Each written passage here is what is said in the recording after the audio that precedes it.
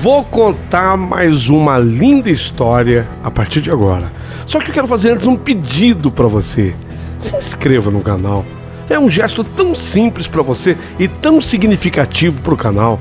Entra no canal, se inscreva, curta, põe o teu joinha, acione o sininho. Para nós isso é muito importante. O canal ganha força e muito mais histórias a serem contadas. Por favor, se inscreva no canal. Agora, prepara o coração, porque a história de hoje é linda.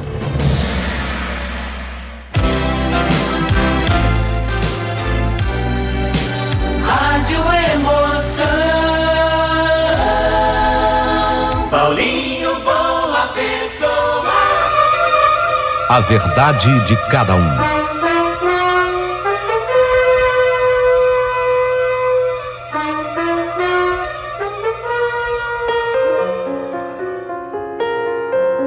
Ah, meu querido amigo, Paulinho Boa Pessoa, a minha história, eu fui obrigado, sabe, a dividir assim em capítulos. Mas eu vou dizer uma coisa para quem está ouvindo, vai compensar. Vai compensar, porque para todas as pessoas para quem eu a conto, as pessoas se comovem, se emocionam e dizem para mim: Marieta, que história!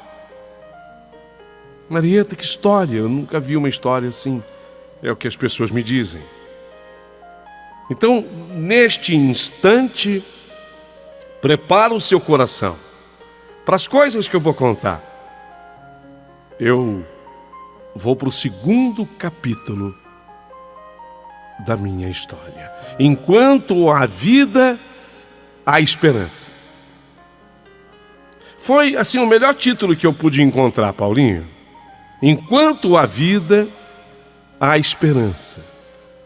Segundo capítulo.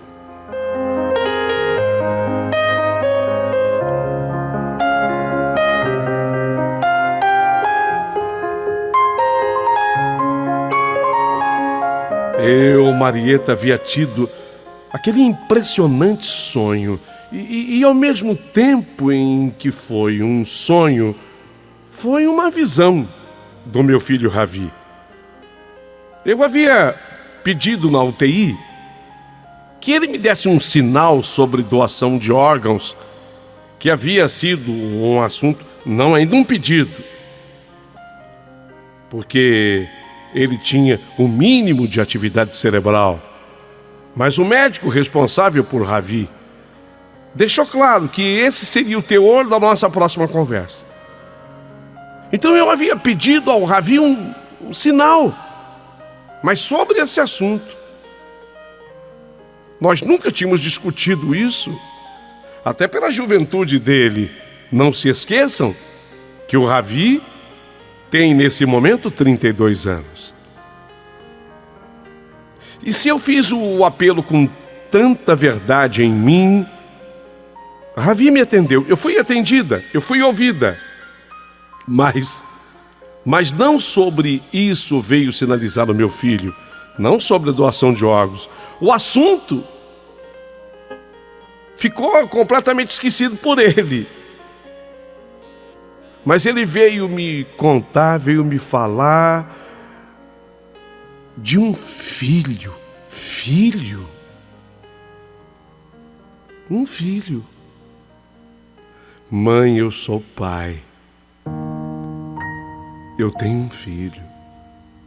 Não era possível que fosse verdade. Não era possível. Se eu mesma não acreditava, como fazer acreditar outras pessoas que pudessem me ajudar nessa busca para confirmar se isso era verdadeiro ou não?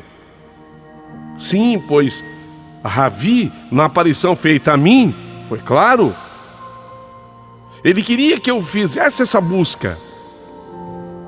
Ele citou na aparição, no sonho, ele citou o nome do lugarejo, Valo Verde. Ou seja, fácil concluir que o lugarejo tinha tudo a ver com o filho que ele anunciava, se é que de fato ele existia, e seria filho do meu filho Ravi, portanto, meu neto. Meu Deus! A pergunta que eu me fazia: de fato teria eu um neto?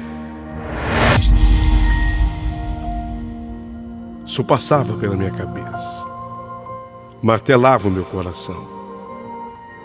Meu Deus, será que eu de fato tenho um neto? Meu filho não podia me dar detalhes, porque vocês sabem que ele estava numa UTI. E, portanto, agora nós estávamos abrindo o 19º dia dessa UTI. Amanhece o dia, o 19º pós-acidente, e um turbilhão de coisas passam pela minha cabeça, pela minha mente. 19º dia de coma profundo no pós-acidente.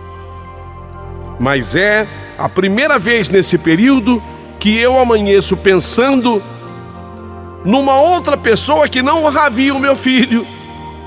Eu estava pensando nesse possível neto que eu pudesse ter, nesse filho do meu filho. Afinal de contas, o que acontecera comigo naquela noite? É uma pergunta que eu faço. O que aconteceu comigo naquela noite? Foi tudo obra do meu cérebro preocupado com tudo aquilo? Sinceramente, para isso eu não achava lógico. Se assim o fosse, eu teria tido o sonho ou a visão, chamem do que quiser, sobre doação de órgãos. Era essa a minha preocupação. Jamais me havia passado pelo consciente nada sobre uma criança, nada sobre um filho. Ok. Mas nessa hora as coisas são assim mesmo, confusas ao extremo. E eu tinha medo de enlouquecer. Eu não podia ficar sozinha nessa. Eu precisava de ajuda. Marido, infelizmente, eu não tinha mais. Ainda pensei, se o Afrânio, meu marido, tivesse aqui, ele iria me ajudar tanto. Ele iria me apoiar tanto agora. Meu Deus, que falta ele faz. Sempre fez. Mas ele falecera quando o Ravi tinha 5 aninhos. Tanto tempo. Mas essa manifestação era muito mais uma manifestação de carência da minha parte do que qualquer outra coisa. Mas pensando bem, eu tinha amigos, e aliás eu não tinha poucos, não, muitos amigos que tinham Ravi, muitos. Não era possível que um deles não soubesse de nada, caramba, não é mesmo? Alguém deve saber alguma coisa a respeito da vida amorosa do Ravi. Amigo, às vezes você se abre com um amigo e não se abre com a mãe. Não é assim? Os filhos são assim. Às vezes é mais fácil se abrir com uma pessoa amiga do que com alguém da família, ainda que seja mãe.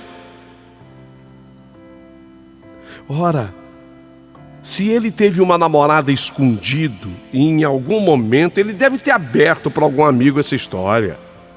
A verdade era que eu precisava buscar ajuda, eu tinha que ir atrás. Bom, mas primeiro eu tinha que ir para o hospital. Afinal, eu precisava fazer a minha visita a meu filho. Era o 19º dia daquele coma, no pós-acidente de Ravi. E Dr. Romeu, o neurologista, ia ter com certeza aquela conversa comigo. Não deu outra. Assim que eu cheguei ao hospital, quando eu estava sendo paramentada para poder entrar na UTI, você sabe que na UTI você tem que ser paramentada para entrar. Quando eu estava sendo preparada para entrar na UTI, o Dr. Romeu veio de novo conversar comigo. O Dr. Romeu mantinha um semblante carregado. Ele queria falar comigo. E o assunto era novamente aquele assunto. Eu, nessa hora, eu comecei a tremer. E o medo que eu tinha de ouvir dele, sabe, eu tinha um medo terrível de ouvir dele que a tal da morte cerebral tinha ocorrido. Meu Deus do céu, que medo, que pavor que eu tinha. Será que é esse assunto? Será que ele queria a resposta agora sobre a doação de órgãos? Eu não estou preparada. Meu filho não me deu nenhum sinal com respeito a isso. Eu veio falar de um filho. Oh meu Deus, o que será que ele vai falar comigo? Mas Deus nos dá sempre coragem, né? E temos que enfrentar, fazer o quê? Ninguém poderia passar por aquilo a não ser eu própria. Busquei aquele fôlego. Busquei aquela coragem. E eu tinha que enfrentar. O neurologista, neurocirurgião, Dr. Romeu,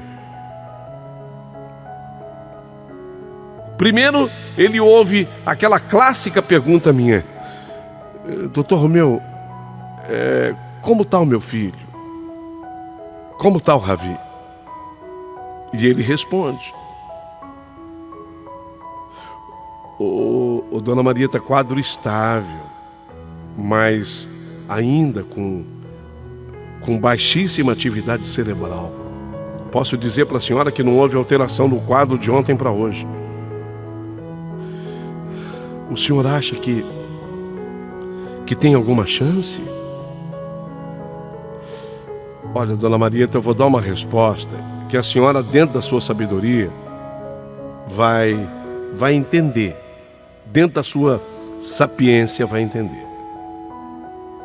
Para quem tem fé em Deus, nada é impossível. Deus é Deus. Agora, do ponto de vista da ciência, eu vou lhe explicar em detalhes o que acontece, o que ocorre, para que o Ravi, seu filho, seja considerado tecnicamente morto. É necessário, é preciso que 5 pontos ocorram. 5 pontos. 5 pontos. E quais seriam, doutor Romeu? Vou explicar para a senhora. O ponto 1, para que eu considere o Ravi tecnicamente morto. O ponto 1, ele precisa estar em coma não perceptivo. Ele tem que estar em coma profundo. Aquela inconsciência total. Esse coma, infelizmente, ele atingiu. Quer dizer, o ponto 1, ele já atingiu. O ponto 2, falta de reatividade supraespinhal. Eu vou explicar em outras palavras para a senhora. Essa falta de reatividade supraespinhal é a ausência de reflexos motores. Ou seja, eu posso bater com um martelo ou tocar qualquer parte do ponto do corpo do seu filho com uma agulha, que ele não reage. Ele não tem reflexo. Também, infelizmente, esse segundo ponto, ele atingiu. Nossa, doutor. Terceiro ponto. São 5, não, doutor? São. Terceiro ponto. A apneia. A apneia é a ausência de respiração, mas é uma apneia persistente. Para a senhora entender o quanto o paciente, ou quando o paciente entra nessa apneia persistente, é quando o paciente esquece de respirar. O cérebro já não funciona lembrando da necessidade da respiração, do oxigênio para se manter vivo. Então, se a gente tira o respirador mecânico do paciente, o cérebro dele é incapaz de se lembrar de respirar. E, infelizmente, esse terceiro ponto teu filho também atingiu. Nossa, doutor. E o ponto 4? Ponto 4. É a presença de lesão encefálica de origem conhecida e irreversível. É quando seria a morte de um grande número de neurônios. É quando o cérebro é machucado, a senhora entendeu? É quando o cérebro é ferido e não tem jeito de reverter. É irreversível. Esse é o 4º ponto. E esse ponto, Dona Marieta, esse ponto está preservado ainda. Quer dizer, o seu filho, ele não atingiu esse ponto 4. Mas eu não quero dizer com isso que esse ponto não possa ser atingido. A qualquer momento infelizmente pode acontecer. Tudo depende do próprio organismo dele. Ai, graças a Deus, pelo menos, né? Pelo menos um ponto, doutor. Um ponto a favor. E ainda tem um ponto 5. O ponto 5 é a temperatura corporal. A temperatura corpórea. Quando a temperatura começa a ficar muito próxima de 35 graus. Aí a gente considera que a pessoa já entrou em morte encefálica. A senhora sabe que a nossa temperatura deve ser de 36,5. Essa temperatura minha, da senhora, a temperatura normal nossa. Quando ela fica muito baixa, é péssimo sinal vital. E lamentavelmente esse ponto o seu filho também atingiu. Ou seja, dona Marieta, dos 5 pontos necessários para que ocorra a morte cerebral do Ravi, 4 deles infelizmente foram atingidos. Tem apenas um preservado, que é importante. O de lesões cerebrais. Foi por isso que eu tive aquela conversa com a senhora, né? É preciso que estejamos preparados, a senhora me entende? Lógico que eu entendia. Apesar de leiga, eu entendia. O médico, ele explicou de uma forma onde ele foi muito claro, foi didático até, foi professoral a explicação. Eu tinha entendido. O que o médico me havia dito era muito duro de ouvir, mas infelizmente era a realidade.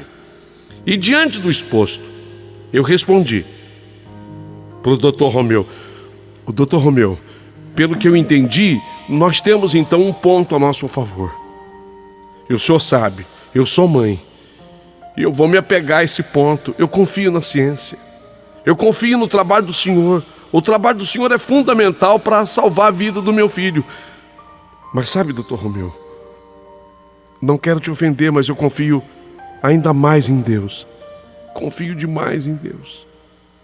Se graças a Deus não existiram lesões cerebrais, conforme o senhor me explicou, é sinal de que Deus tem um plano na vida dele, o senhor não acha? Olha, a senhora tem razão. E para mim o importante é que a senhora, a principal interessada, está muito bem informada sobre tudo que ocorre com o teu filho. Agora, só me dá licença, eu tenho que entrar em cirurgia. Faça a visita a ele. Obrigado, doutor. Obrigado, doutor Romeu. Eu agradeci ao médico, fiz a minha visita a meu filho, mas desta vez eu fiquei menos tempo do que estava acostumado a ficar na UTI, porque eu tinha que dar crédito a tudo o que havia acontecido naquela noite. Fiz contato com todos os amigos do Ravi, tanto moças como os rapazes também, mas nenhum e nenhuma soube de qualquer relacionamento do Ravi. E todos os consultados foram unânimes em dizer que se houvesse uma gravidez de alguma mulher do relacionamento do Ravi, eles teriam sido os primeiros a ficarem sabendo. E de acordo com todos os amigos, e falei com todos, alguns por telefone, outros eu recebi na minha casa para conversarmos melhor, nada, nenhuma informação. Por eles, olha, pelos amigos do Ravi eu teria desistido aí, sabe? Eu teria desistido das buscas aí. Mas eu não podia desistir. Eu tenho um taxista, meu amigo, seu Clóvis. Eu tenho um taxista, meu amigo, seu Clóvis. Ele pode me ajudar. Ele vai me ajudar. E foi no dia seguinte.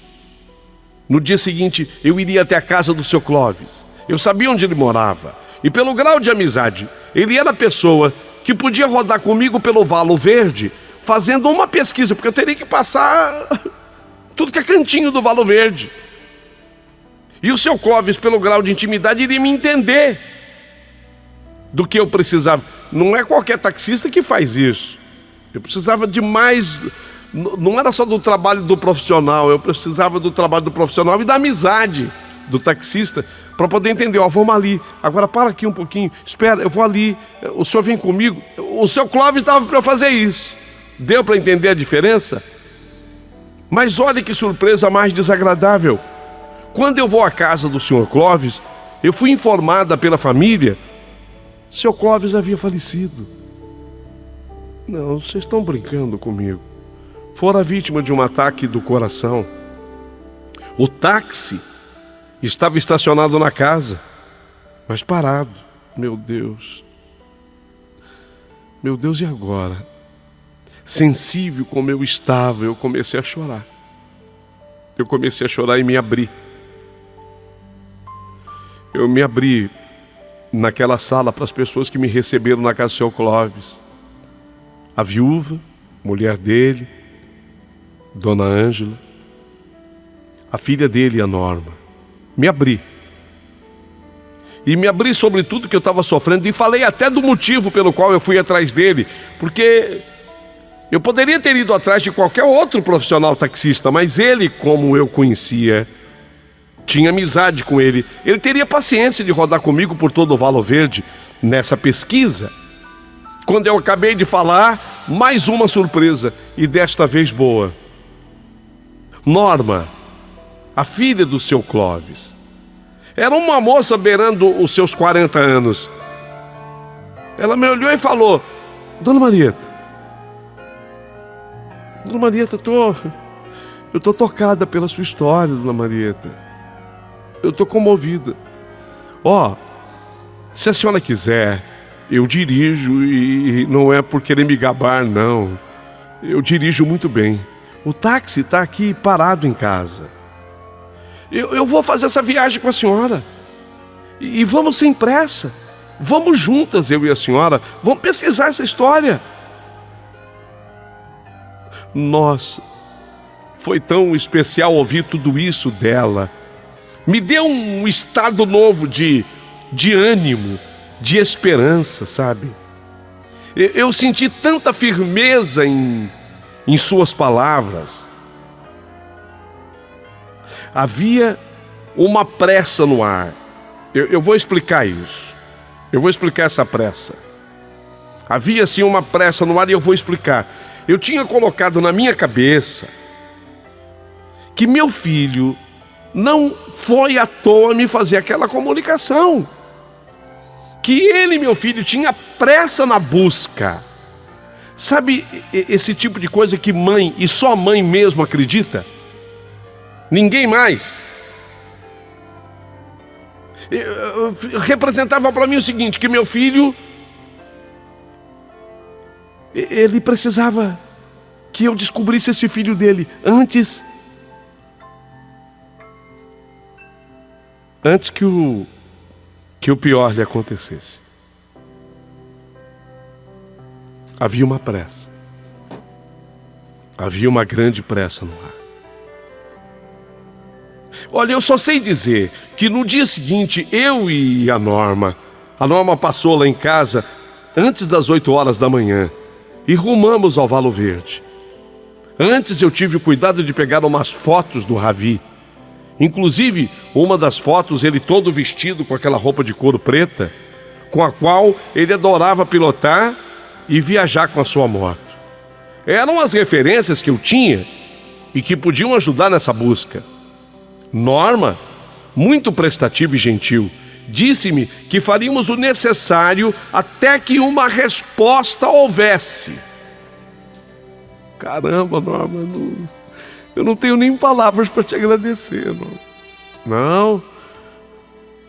A história da senhora me tocou profundamente. Nós vamos fundo nisso, nós vamos passar em cada cantinho do Valo Verde. O Valo Verde não era considerado um município, ele era um distrito, distante da nossa cidade, cerca de 30 quilômetros, e ficava bem no meio da serra. A estrada era boa, mas, como não podia deixar de ser, era muito tortuosa. Era uma cidade serrana, uma estrada serrana, cheia de curvas. E a Norma foi extremamente cautelosa, cuidadosa, fomos devagar. O Valo Verde era um lugar bonito, agradável. E para facilitar, não era tão grande assim. Era distrito, não era município. E nós começamos a rodar. A Norma orientou. Ô, dona Maria, vamos fazer o seguinte, vamos em tudo que é bar, restaurante, lanchonete, né? Lugares onde seu filho frequentava. Eu acho que vai ser mais fácil assim, só não acha? Depois a gente pode começar indo de casa em casa. Ela tinha total razão. Mas logo nós descobrimos uma coisa. A maioria desses lugares, bares, lanchonetes, restaurantes, a maioria estava fechada porque era dia de semana. E o Valo Verde não funciona nos dias de semana, é gozado isso. Ele só ganha movimento por ser turístico, ele só ganha movimento de motociclistas, jovens viajantes, visitantes, além de famílias, no final de semana. Aí é que abre tudo, senão fica tudo fechado, sabe? Eu não sei se vocês conhecem algum distrito que funciona assim. Não é como uma cidade. A cidade tem vida própria. Lá tinham os moradores. Mas de fim de semana, sábado e domingo, ou feriado, é que tudo aquilo era aberto. Eu digo assim, lojas que tinham, com lembranças, bares, lanchonetes, enfim, padaria. Então não deu certo. No dia de semana não deu certo. Na nossa primeira busca não deu certo. Mas no sábado seguinte, eu e Norma praticamente amanhecemos por lá no Valo Verde. Agora sim, tudo aberto. E nós começamos a passar de lugar em lugar. Tomávamos um refrigerante aqui. E Tacava lhe pergunta: você conhece o Ravi? E esse aqui, esse rapaz da foto, aqui com a moto.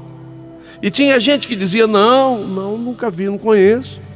Outros já tinham visto, mas não se lembravam mais. Ah, ele era da turma tal. Ele gostava de ficar no bar do fulano.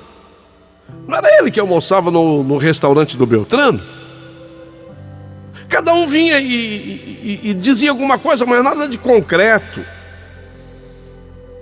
Só que eu queria saber sobre relacionamento, porque filho vem de relacionamento. Então eu lascava outra pergunta, junto com a Norma: e namorada? Alguma namorada? Resposta: ah, namorada daqui não. Aqui não tinha não. Aqui do Valo Verde não. Ele já vinha com a turma, né? A turma de motociclista. Se ele namorava, era alguma mulher lá da turma dele de motociclista. Daqui do Valo Verde não. Ficamos eu e Norma naquele sábado inteirinho, passando de restaurante em restaurante, de bar em bar, de lanchonete em lanchonete, e já estávamos desistindo, até que bateu fome. Eu e ela só tínhamos ficado no tira-gosto, mas quando deu mais ou menos por volta de umas 5 da tarde, bateu uma fome, e resolvemos comer mesmo. Sentimos o cheiro de uma comida caseira naquele restaurante chamado Panela Velha. E quando perguntamos se ainda era possível fazermos uma refeição por lá, isso era 5 da tarde, o dono do local falou: olha, agora é hora dos funcionários comerem, nós fechamos o salão para clientes. Mas se vocês estão com fome e não fizerem questão de comerem com os funcionários da casa, dá as ordens. Problema nenhum. Que problema teria isso? Nenhum. Zero. Eu e Norma nos sentamos numa mesa junto dos funcionários. Restaurante Panela Velha. Sentamos ali juntos. E eu não tive dúvida. No final, aproveitando aquela turma toda sentada, ainda à mesa, eu fui para a minha pesquisa final. Peguei a foto do Ravi e perguntei se alguém ali o conhecia. Ah, já vi. Não. Ah, que bonito ele é. Não, mas não conheço. Ah, já vi por aqui, sim. Nossa. Foi quando uma senhora da cozinha falou: ah, sim, eu lembro dele. Eu lembro dele. Ah, foi ele que deu a carona para Cidinha. Foi ele. Quando ela falou assim, as outras riram e ficaram com os olhos assim arregalados. Será? Com dúvida, né? Deixa eu ver. Peraí, deixa eu ver de novo. Virou assim até um pouco de algazarra. Normal nessa hora. Mas eu queria saber quem era a Cidinha. Cidinha, ele deu carona pra Cidinha. E de vocês, quem que é a... Quem é a Cidinha? Ah, peraí, a Cidinha não tá aqui mais. Deixa eu explicar. A Cidinha era uma moça que trabalhava na cozinha com a gente. Boa cozinheira, né? Nossa! Trabalhava com a gente. Mas ela não era aqui do Valo Verde. E ela resolveu voltar para a terra natal dela. Como é que chama mesmo a cidade? É Goiás. Não, Goiás é o estado. Como é que chama a cidade? Caramba, como é que fala? Oriental? Não. É ocidental. Ocidental. Existe essa cidade ou você está me dando assim a localização? Não existe. Existe. Ocidental, estado de Goiás. Ai, marca aí. A Norma estava anotando tudo. Ocidental, estado de Goiás. Então, no tal dia da carona, que ela pegou a carona, ela tinha vindo trabalhar um domingo, mas ela tinha trazido com ela já a mochila. Só ajudou no almoço até as 11 horas da manhã. Quando ela foi embora, ela teria que pegar um ônibus aqui para levá-la até a rodoviária na cidade, e de lá é que ela pegaria o ônibus com destino à terra dela. Mas não demorou muito, ela saiu às 11 e daqui a pouquinho ela voltou, informando a gente de que ela não precisava mais se apressar tanto. Ela tinha conseguido uma carona com... Motogato que ela falava? Motogato, é ele. Ele já frequentava aqui mesmo. É o Motogato, você lembrou? É o Motogato. Eu não esqueci, eu achei tão engraçado a forma que ela falava. Peguei uma carona com o Motogato. Era assim que ela tinha apelidado o meu filho. Vocês acreditam? Motogato. De acordo com as amigas, eles já vinham trocando olhares, paquerando já alguns domingos. E ela apelidou, ela não sabia o nome dele. Falou: o Motogato chegou. Era o apelido do Ravi para ela. O Motogato lá. O Motogato estava num papo com os amigos e em coisa de 1 hora, disse ela naquele domingo, de acordo com as informações que eu obtinha. O Motogato estava num papo com os amigos e em coisa de 1 hora eles partiriam de lá. As amigas ainda brincaram com ela: ô, Cidinha, cuidado com o que pode rolar com o Motogato, hein? Você tá mal intencionada. Aquela farra natural que mulher faz quando tá todo mundo junto. Mas bastou essa conversa. Bastou essa conversa para que uma luz se acendesse e clareasse tudo. Uma luz se acendeu e clareou tudo.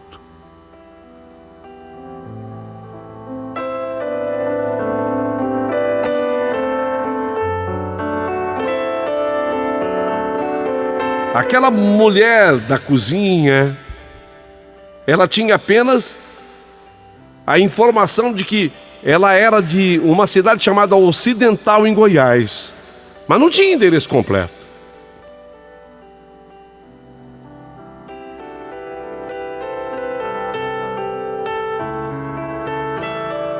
Ficaram todas curiosas para saber a razão pela qual procurávamos por ela. E eu, para não suscitar mais fofoca, acabei segurando essa história do filho. Eu não ia falar sobre filho. Dissemos que nada importante. É que meu filho falava muito dela para nós, né? E a gente queria conhecer. A descoberta havia sido grande. Mas e agora? Valo Verde era um pulinho, ia até lá, dava 30 quilômetros da minha cidade até o distrito. Valo Verde, tudo bem.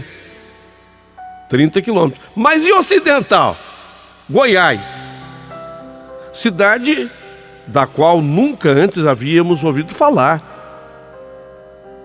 E meu filho doente numa UTI, lutando contra a morte, lutando pela vida numa UTI. Eu falei, Norma, não vou poder me afastar dele assim. Sabe, eu não vou poder, sabe, ficar longe dele. Eu tenho medo de que... Entendeu? Eu tenho medo, Norma, de que o pior possa acontecer. E aí eu preciso tomar alguma decisão com o médico aqui. O médico chegou a abordar comigo um assunto horroroso, terrível, sobre doação de órgãos, sabe? Eu não posso ficar longe. Como é que eu vou atrás disso agora? Ocidental. Como é que eu vou fazer agora, Norma? Foi aí que eu entendi que a Norma, com o táxi do seu falecido pai, não tinham surgido na minha vida à toa. Para tudo tem um propósito de Deus. Para tudo tem uma razão. Diante do quadro, a Norma me surpreendeu de novo. Se ofereceu ela para ir ao Ocidental. Dona Maria, eu vou até o Ocidental para a senhora. Você está brincando comigo? Você vai fazer isso? Eu vou até lá. Eu vou até o Ocidental, eu faço essa pesquisa para a senhora lá. Eu me emocionei. Gente, é de se emocionar, porque não era uma viagem qualquer.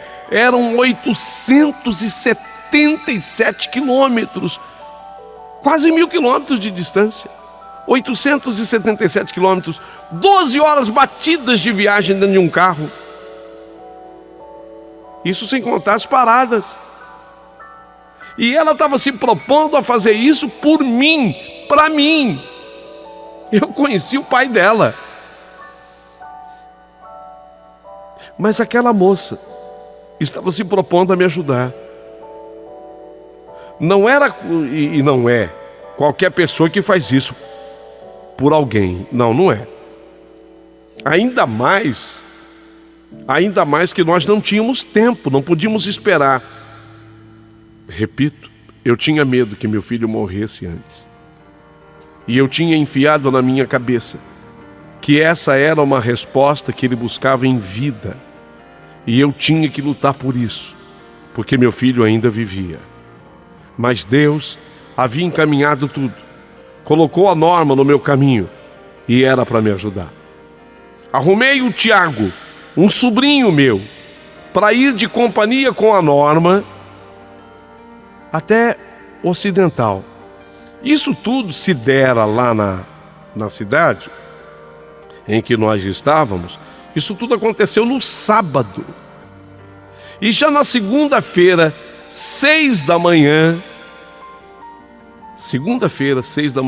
a Norma, cedinho, junto com o Tiago, meu sobrinho, eles partiram com destino Ocidental. Enquanto isso, eu fiquei rezando e pedindo a Deus que não levasse o meu filho antes de um desfecho. Que não levasse o meu filho antes de termos uma notícia. Norma e Tiago só chegaram na segunda-feira às 11 da noite. Saíram 6 da manhã, mas óbvio, eram 12 horas de estrada, tiveram que parar algumas vezes, é natural. Chegaram lá, e outra coisa, estrada desconhecida. A Norma, extremamente cuidadosa, ela não corria com o carro. Ela era uma excelente motorista, mas não corria com o carro. E, aliás, os excelentes motoristas não correm, né? Então ela chegou lá 11 da noite na segunda-feira. Não deu para fazer nada. Se hospedaram num hotel chamado Friburgo, lá na cidade de Ocidental. E meu filho ainda resistia.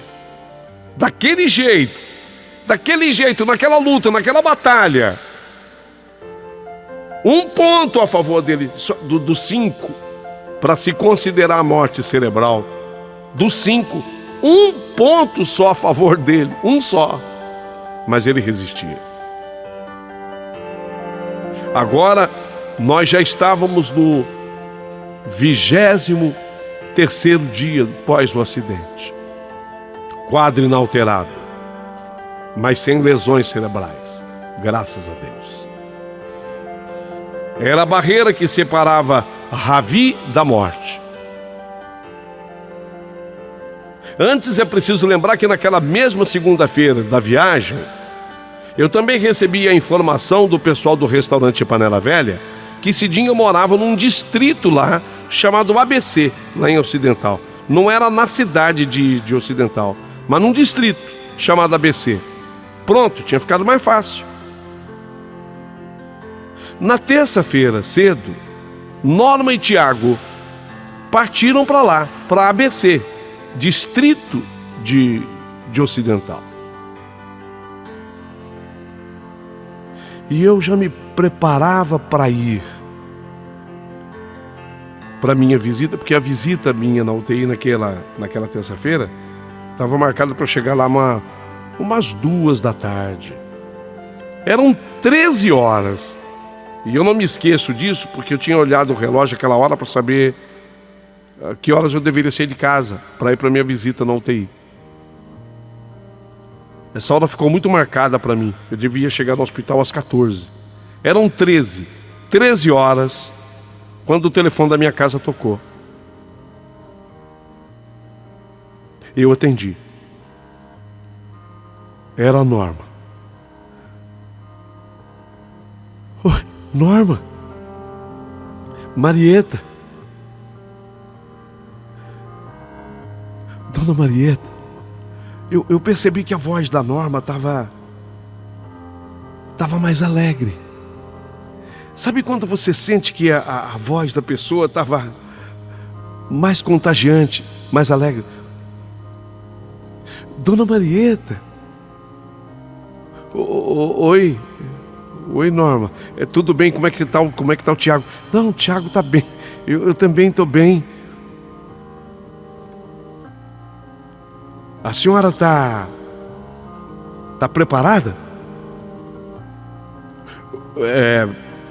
Preparada? Quer dizer, eu acho que eu estou preparada. Preparada para quê? Dona Marieta. Fala, Norma. Você está me deixando nervosa. O que houve? Você está nesse lugar que eu falei, ABC, né? É um distrito aí. Eu tô falando de dentro da... Eu tô falando de dentro da casa da Cidinha. Você tá brincando? Você achou? O que a gente não acha, Dona Maria? E então... Me fala, por favor. Dona Maria. Fala, Norma. Parabéns. Parabéns por quê? Porque a senhora é vovó de um menino lindo.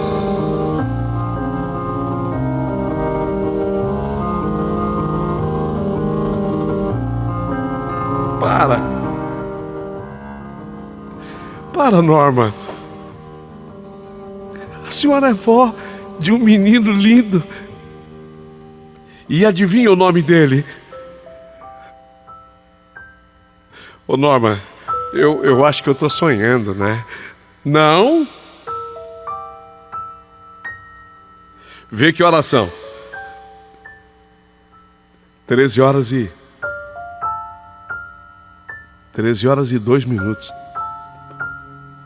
Não está sonhando, não. O meu relógio também bate 13 horas e 2 minutos. A senhora é vó de um menino lindo. E adivinha o nome dele?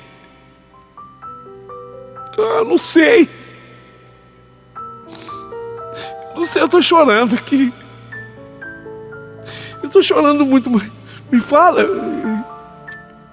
Qual é o nome dele? Ravi.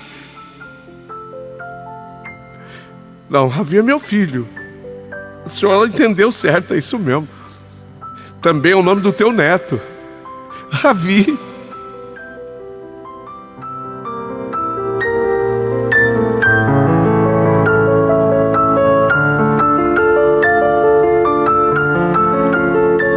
Meu Deus. Meu Deus, que notícia era aquela? Meu Deus, que notícia era aquela? No meio daquela tempestade, no meio daquele deserto, ao mesmo tempo séquito, havia também raios. Eu estava atravessando um deserto assim, séquito, sem vida e com raios perigosos, mas eis que de repente, diante daquela notícia, surge naquele oásis um momento de céu límpido azul, sem tempestade, e uma lagoa de água cristalina e fresca, e um gramado, e neste gramado palmeiras que provocavam sombra. Era momento de eu me sentar naquele gramado e descansar um pouco. Que notícia era aquela?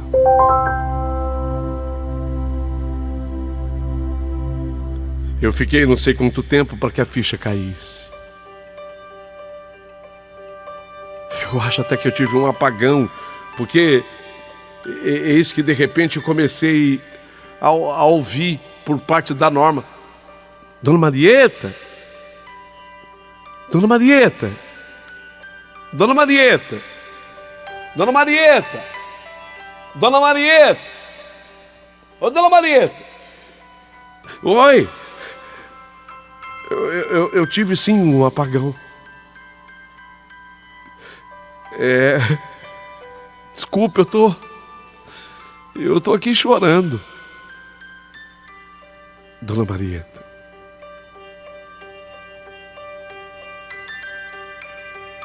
a senhora é vó do Ravi.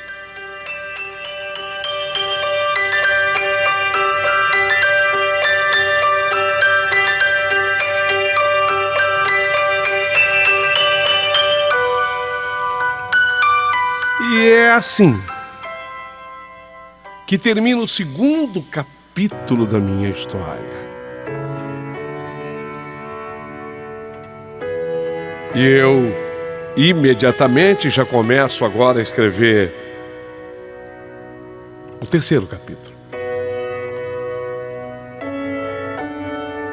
que eu espero que você faça questão de ouvir em todos os seus detalhes.